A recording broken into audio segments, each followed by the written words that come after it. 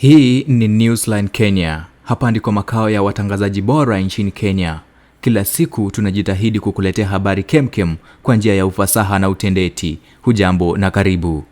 Hali ya sintofahamu ilishuhudiwa katika ikulu ya Kenya hii leo baada ya sherehe za kuzaliwa kwa mtoto wa Charlene Ruto, Ryan Brinks Samoei, kutibuliwa. Kulishuhudiwa hali ya mshike kwa takriban dakika 30 hivi wakati baba mzazi wa Ryan alipurukutika na kuingia ikulu ya Nairobi bila kualikwa.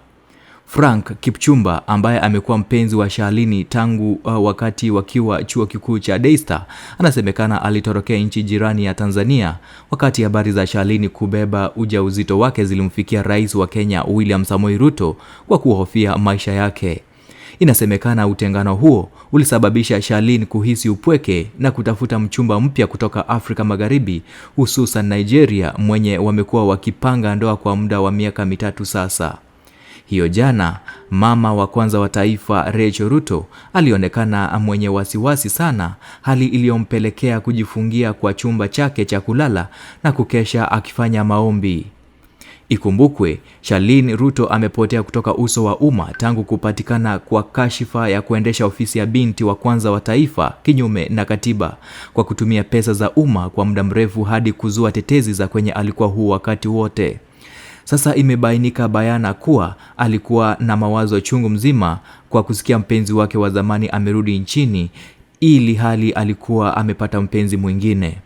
Frank alipata upenyezo wa kuingia ikulu kwa sherehe ya mtoto Ryan, lakini mambo yakaenda mrama wakati aligundua Charlene ako na mpenzi mwingine. Na vile muonyesha wivu ndiye mwenye mapenzi ya kweli kwa mwenzio, Frank alijaribu kuzua vurugu ili atetee himaya yake, lakini kile hakukijua ni kuwa walinzi walikuwa macho.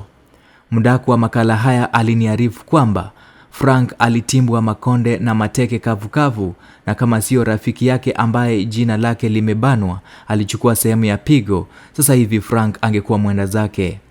Vita ilipochacha, George Ruto, ambaye ni ndugu yake Charlene Ruto na ambaye ni kitinda mimba wa Rais William Samoei Ruto, aliamrisha walinzi wa ikulu wafukuze wanahabari na kufuta video na picha ambazo walikuwa wamezinakiri za tukio hilo la fedheha.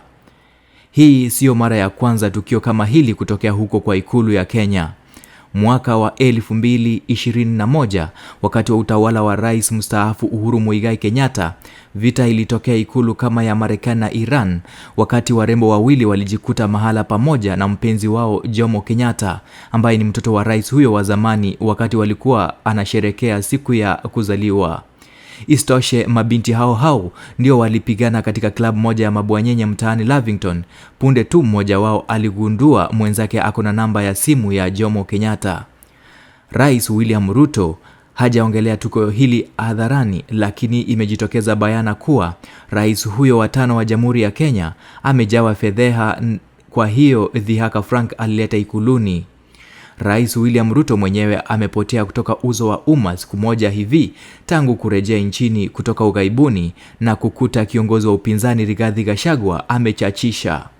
Shukran kwa kusikiliza Newsline Kenya, na kwa taarifa hizi na zingine kumbuka kubonyeza kibonyonyo cha kusubscribe na kufinya alafa ya kengele ili uwe ukijulishwa kila wakati tuko na video mpya.